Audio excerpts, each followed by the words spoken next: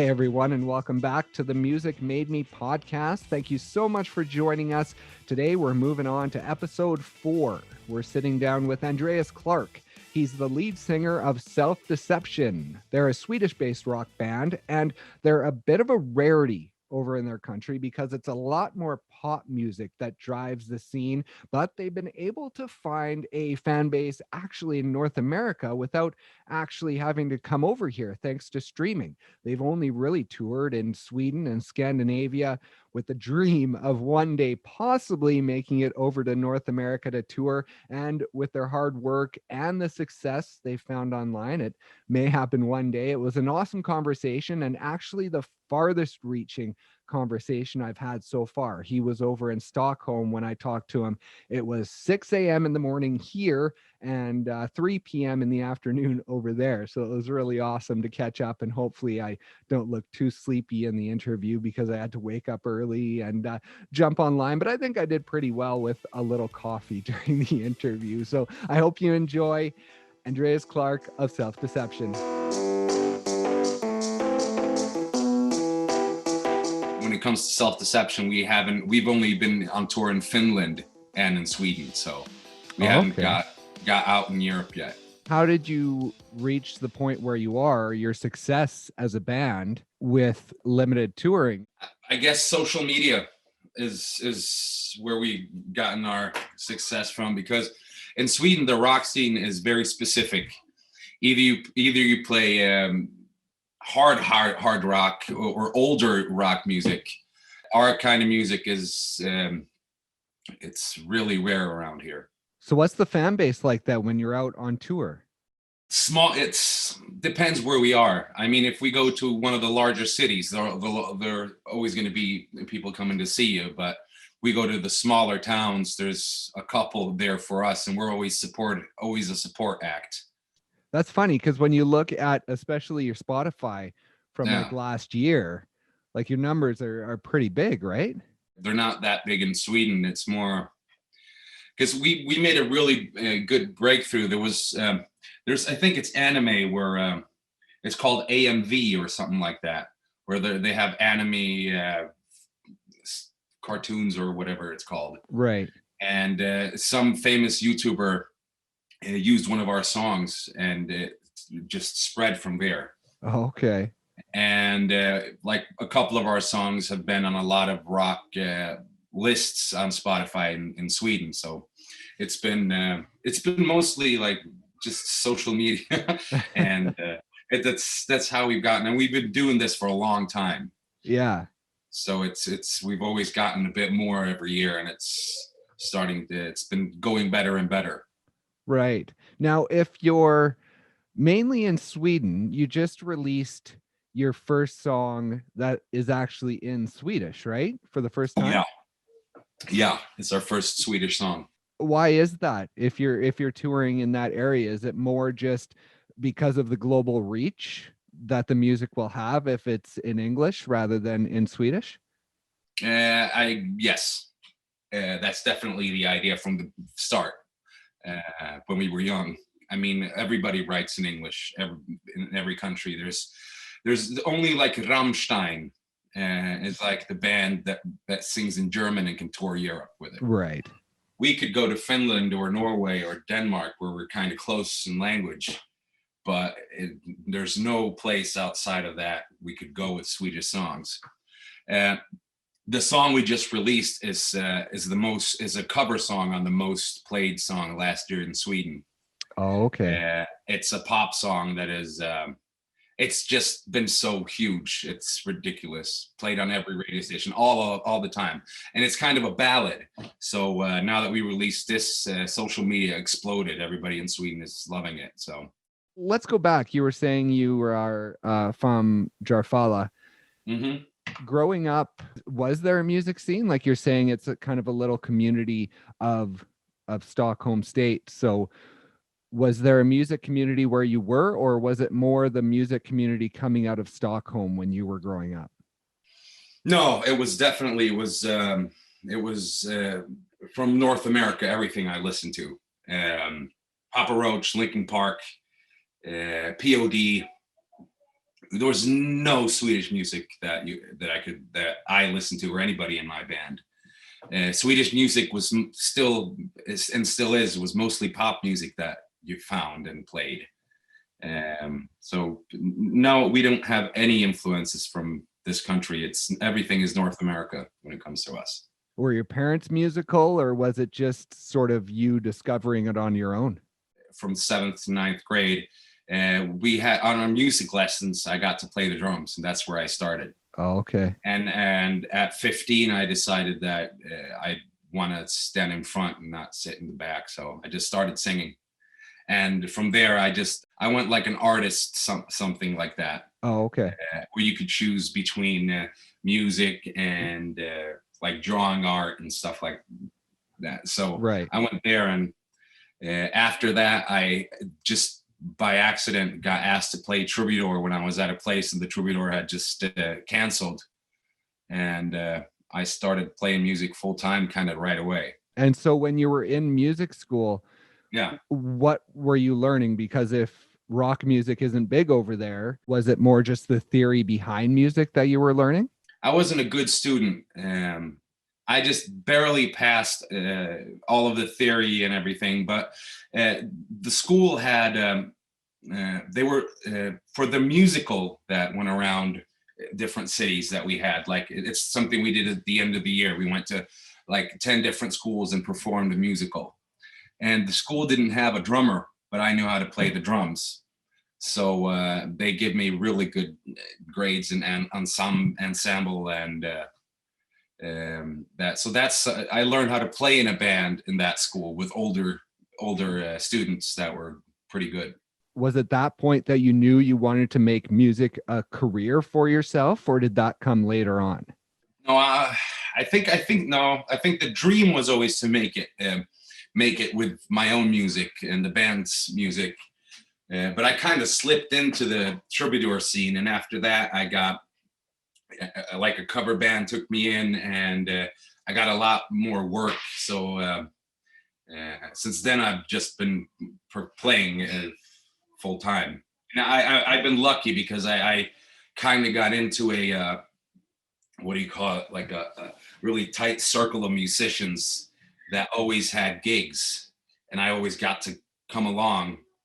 And yeah, so it's straight from there. But during all this, I've been always working with Self-Deception to like all the time to be able to go out and tour with Self-Deception. But it's been hard. Yeah, that's for sure. And trying to make it in Sweden when rock isn't really the main thing over there. What kind of drove you to do that rather than going maybe the pop route, the more popular route that would maybe be a little easier to break into the scene?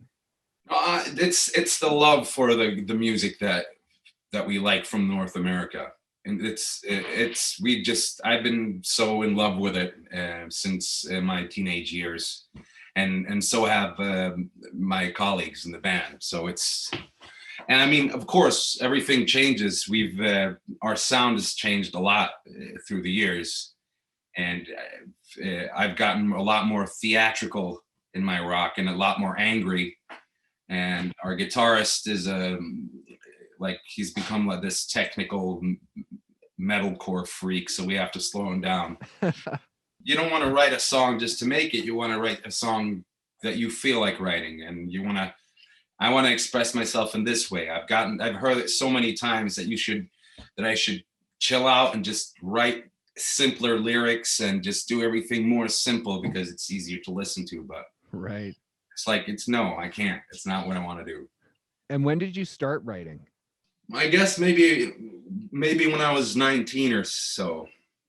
That's when I really started. I try, of course, when I was young, maybe I tried to impress a girl with a song or something like that.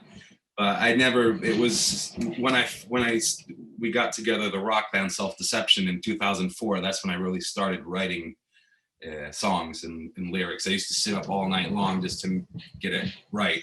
Has the music always come from the same place within you, or has it sort of evolved over the years? It's so different. I had a wicked low point in the band where I didn't do anything for maybe 2 years. When I was my 2 years as a single man. Yeah.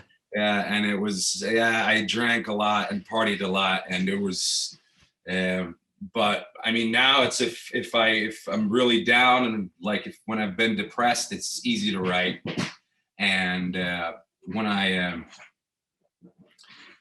it's so different. Like it's sometimes something can turn up in the studio where we're just pitching ideas, and I find something that I want to write about. It like easy. It's just if the song is in like a shuffle beat, I can, I get an idea, and then I just pour time into it, and that's how. And even the theme of the song from what I originally thought might change just a little bit if I, along the way of writing it, write something that's a little bit better. So it kind of the story twists a little bit. Let's talk about the start of the band and that story and how it formed sort of with a wrong message from you.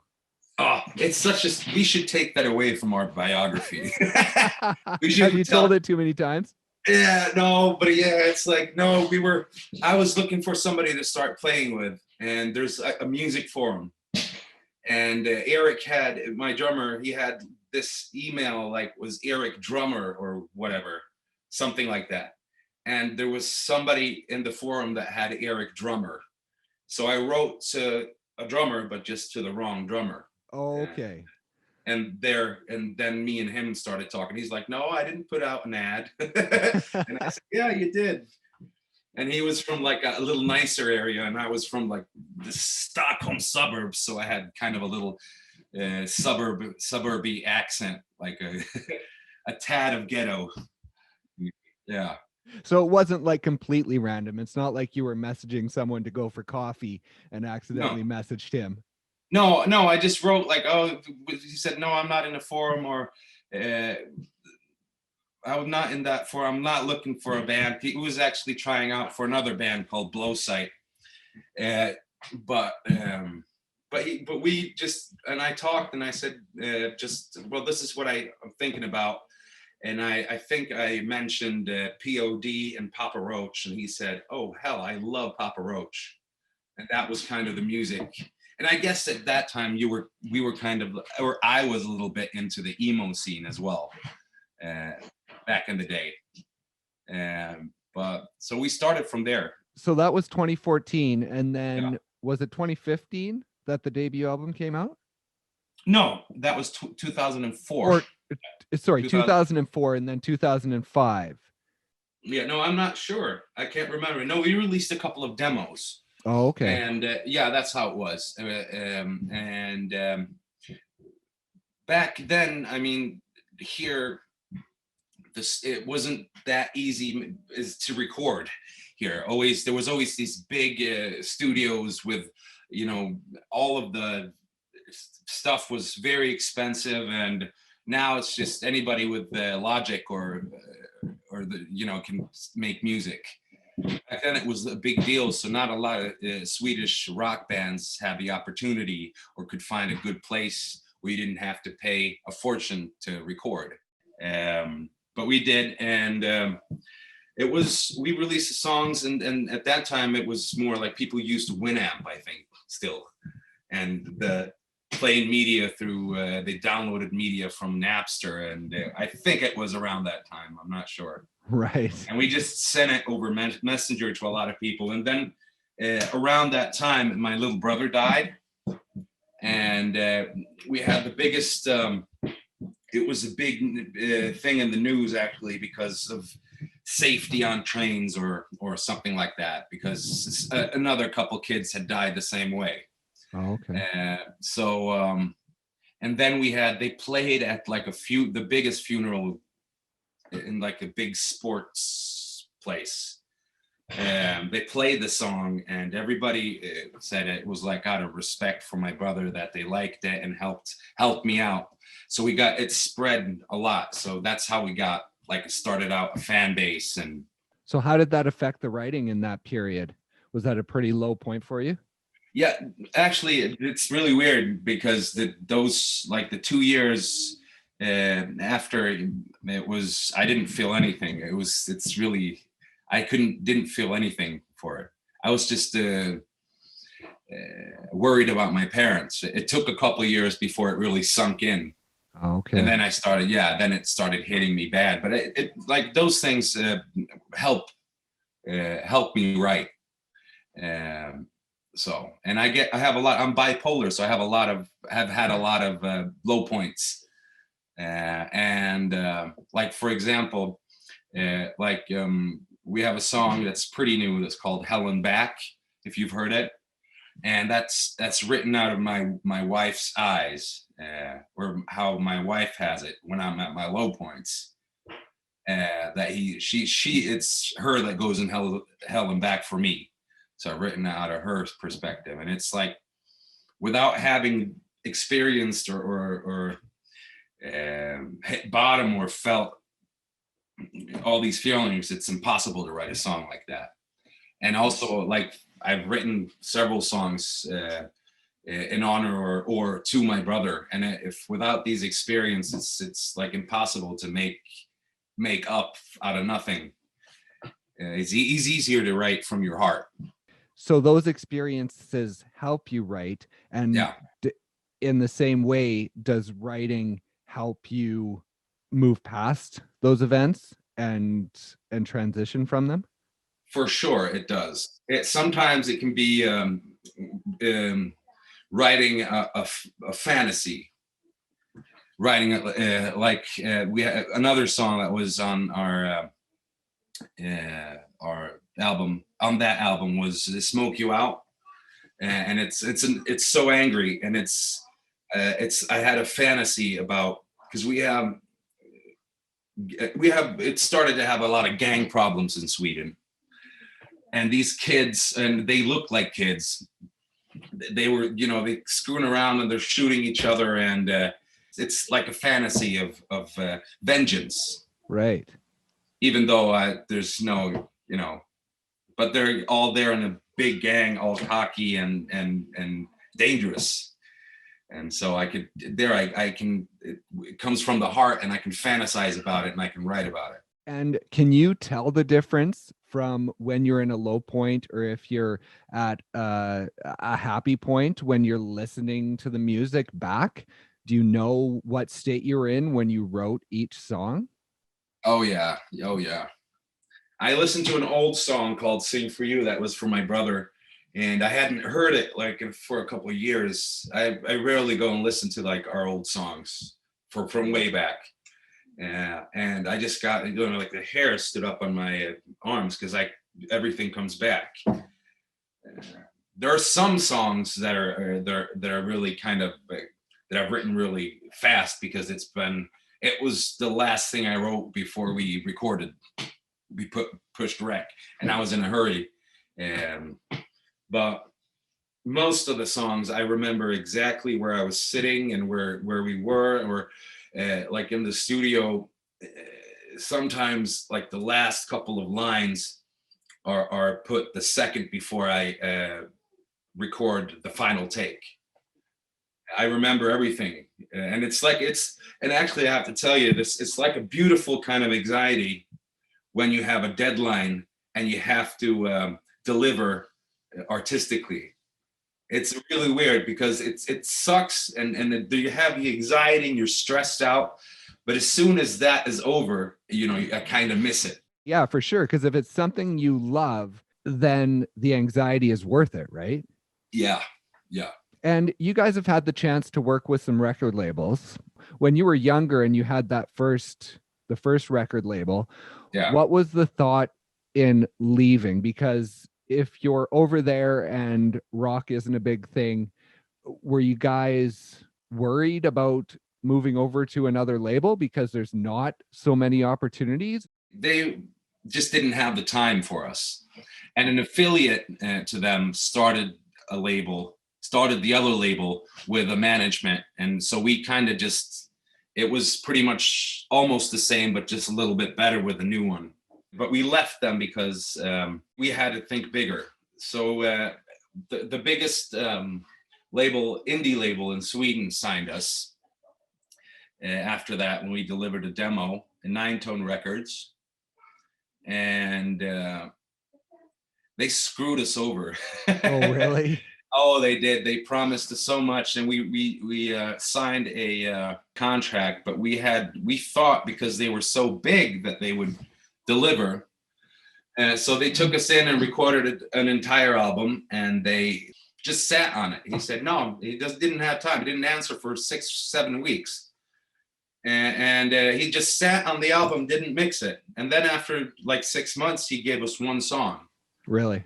Yeah. And so what happened was he asked one of Sweden's like famous TV soap actors. He's also a DJ, and he recorded. So they asked me if I could come and sing on one of his songs and go up and work for them. So I went up and worked for them and did some other stuff. And so I brought a disc and asked, can I have our CD or our album? And he said, well, okay. And so we paid for mixing and everything to get it out, and they still like made all the money from it. Really? Wow. It's so shit. We got so screwed on that. After that, we just left, and we started a fundraiser to start our own label, and I mean, we reached our goal in a couple of days.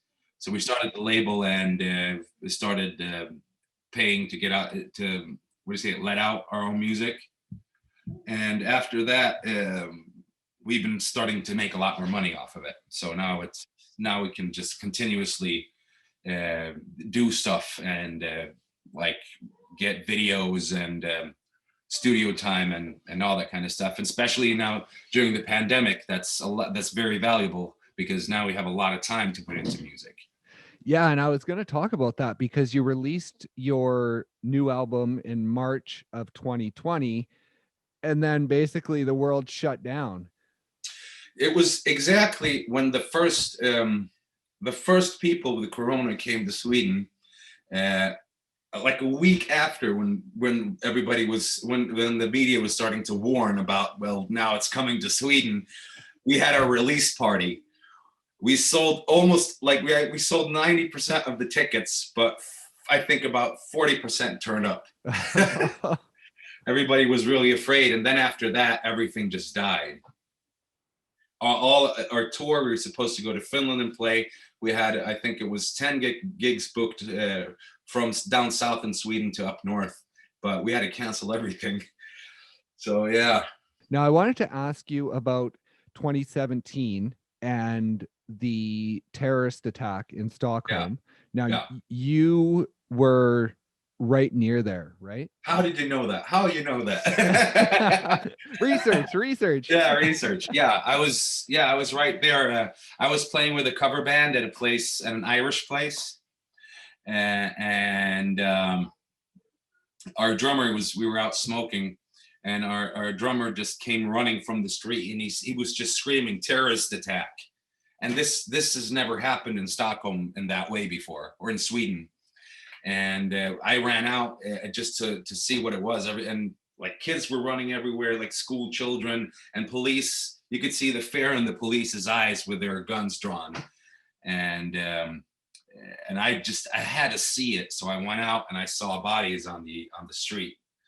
Well, I was talking to my wife, and she's like, I can't hear anything on the news. I said, no, it's been a terrorist attack. And then then everything went quick. Like the bomb groups came in, and the elite force were running around with like big guns, and they closed Stockholm down, all the subways, everything. It was scary, but like the thing is, it kind of brought Sweden more together than because we've had a lot of people from like different nations coming in to Sweden, and it brought us more together when somebody did that. So it really failed in the terrorist attack. And how did that affect you personally dealing with that? And you had a record come out in 2018. So did that affect the writing on that album? No, I think it was over. It was over. The feelings went over pretty quick. it was scary, but I took a long walk over in Stockholm to my wife. We went and to where we lived, just had a beer, and just we're thankful that we have each other. And the day after, the place actually asked if we could come and play anyway, Oh, and we really? did. Yeah, we did. Awesome. So after that, I mean, of course, it was a big thing, but it didn't affect the music, and I'm not even sure that I was gonna, or I did start writing about something or about that, but it never made an album, I think. And now you had your first child in 2019, was it? Yeah, yeah, little Haley. And how did that affect things? At the start, it was really, really hard because I work a lot, and the limited sleep. It was really tough, and I've slowed down a lot Right. uh, in life, and it's become a lot easier to sit and write music, um, in some ways. Like it's like this the storytelling part of writing lyrics is something that we're doing now a lot more, where we're telling more of a story in the song. I put a little more theatrics into it, and more nerve and more power, and just a lot more drama. Right. If you get me right, yeah, Right. And do you like being able to slow down, yeah. or do you like being busy? The thing is that I've been working so much that if I haven't had the time to just sit down and enjoy writing music, it's always been something that I have to do. Oh, okay. Or at least the last couple of years, where I get offered a lot of gigs and a lot of things to do, studio time, and so I always have, my schedule has always been full the last couple of years. But now when I slow down, it's like I can lie in bed and I'm just about to fall asleep, and I just think of something, and I'm like, I have to get up. And I haven't felt that way for years. So this is good that I can thank the pandemic for this. And I was talking to Adam Gontier. I don't know if you know 3 Days Grace, if Yes, that yes. that was a band you followed. I was talking to him, and he, I think, sort of writes from the same place as you do. And I was Yeah. talking to him about writing when he's having a good day, and maybe the difficulty that he has in that because of where the lyrics come from. So do you find the same thing, that if you're having a really good day and you're with your daughter, that maybe the writing isn't so easy for you? Well, it depends on what kind of song it is. If I have what I have in front of me, it's we released an EP, a small CD. I think it was 2015, called These Walls, and we have there's a song that's called Let's Never Leave This Bed, and that's something that I've been thinking about, writing something that's about intimacy for a long time. And when I'm in a good mood, it's a lot easier to write something like that and be more creative. Uh, and when things are dark, it's wicked easy to write something that is dark. So I don't think it's more like when life is in the way, that's when it becomes harder to, when you have too many things you have to do and they're too busy. That's when I have the hardest time, because it becomes an obstacle that I have to write. But if I have more time, and if I'm feeling down or happy or whatever, I just have the time to sit down, it's pretty easy. And now you guys have been at this quite a while. Is there still hope of like breaking more into the Europe scene? Or at this point, are you guys sort of happy with that online success and just touring sort of around the Sweden, Scandinavia area? I think all of us, we're starving for gigs in our band. It's really hard. It's really hard to put like all of your energy and free time that you can get together. I mean, we, like, our drummer has his family, and our guitarist, he's studying this master in something, and we got really busy lives, and you have to like find the time to put into this project. And when we're not out performing, it's just like sitting behind going to your rehearsal spot and also being in studio, just sitting and sweating. It's tough, but I think we would definitely we definitely want to do the big, just go out and feel like a big tour. Uh, I mean, maybe after that we'll decide if we're too old for this or not. I don't know. But we would love going through Europe, and North America is the absolute dream. And the Matchman, talk about that. Yeah. That looks pretty fun. It is fun. It pays the bills.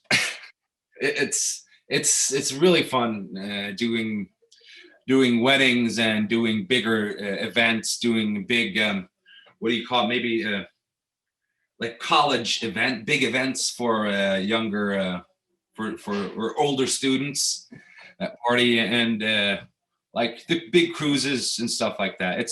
We're a party band, so it's always full. It's dance floor kind of music with a touch of rock.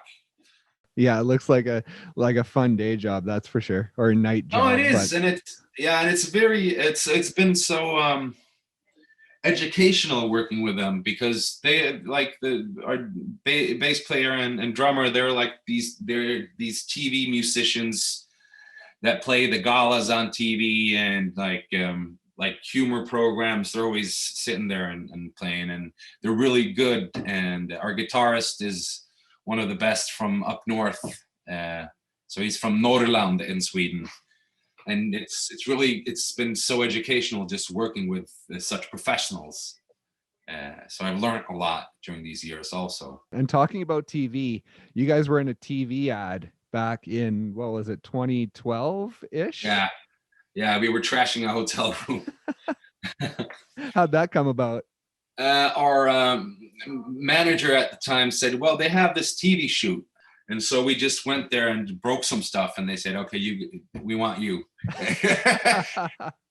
Yeah, so that was cool. And so what does sort of the end of 2021 going into 2022 look for you once things hopefully sort of get back to normal? Is there a new album that you're going to try and put out, right around then and hit the ground running? We just had a meeting about this in the band for a couple days ago, and we were talking about how we're gonna try something different here with our coming album. We're not gonna build up, be quiet for a long time and build up enough songs for an album, and then just put all our effort into releasing it, and it'll either flop or work. We're gonna continuously release one or a couple songs, and then we're gonna package it when almost all of them are out as an album, and that's our plan. And then continuously putting out songs. So we're always happening. That's the plan. And also, it's just a lot. It's easier to plan and choose if we want to make a music video, if we want to put money into the market, how do I say it, to promote our video, or if we want to, there's so many more. You don't go underground for a long time and just write. There's continuously something that's happening for us. Are you guys still going strong? Do you still have the passion for the band that you had back in 2005 when your first music came out? When it comes to me, I can't see my life without doing that. Without the writing music is so important, and it's not writing any music. It's writing that kind of music that I love and have a passion for. It's come and gone through the years. My life situation has always decided whether I've been passionate about it during a time in my life or not. But for me right now, it's the best thing I know, and I can't get enough of it. And also for our drummer in a band, he's basically our manager. But he does a lot of behind the scenes stuff, like the labels kind of stuff, a lot of that. And he always pushes us to work harder, and we do. So, I mean, it comes and goes for everybody, but I can imagine not doing this and not having this as a constant problem in my life that I have to deal with, because everything's empty without that. It's like a part of me. Yeah. Yeah, the music kind of helps you through all the changes within your life, the ups and downs, right? The music is sort of the constant thing that's there. Yeah. I've so many things that I've put to this, like put aside in my life to, and things that I like to do that I don't do anymore. But the only thing that's always left is the music part, performing, and of course writing, and especially when somebody can relate and understand your song and the way that you meant it. It's impossible to describe how it feels. It's just the best. Well, you know what? I want to thank you so much for joining us, because you are definitely the farthest reaching guest that we've had. It's 6:51 a.m. where I am, and I believe it's what, 3:51 p.m. where you are. Yeah. So in an hour, I'm gonna give my daughter some dinner. Yeah, my son's just upstairs having breakfast right now. So that's awesome, though. It's so awesome that we have this opportunity, that it's not just, people who are coming through my town that I get to interview. This is just great that, you're so far away, but we still get to connect and tell your story and introduce new people to your music, hopefully. So it's awesome that this works out. Yeah, and I hope, and you got to come to the show as soon as we come over. Oh, I will, definitely. When you make it over here, I definitely will be at the show. Cool. Well, thank you very much. Yes, thank you. And yeah, have a great afternoon, and we'll talk to you again soon. All right, bye. Okay, thanks. See ya. Once again, thank you guys so much for listening. Be sure to like, share, subscribe, follow on any streaming service that you listen to your favorite podcasts on. We're also on YouTube. You can check out our videos on there. We're going to be here every Thursday and Monday, bringing you new episodes. Up next on Monday, we have Matt Webb of Mariana's Trench. So be sure to join us then on the Music Made Me podcast.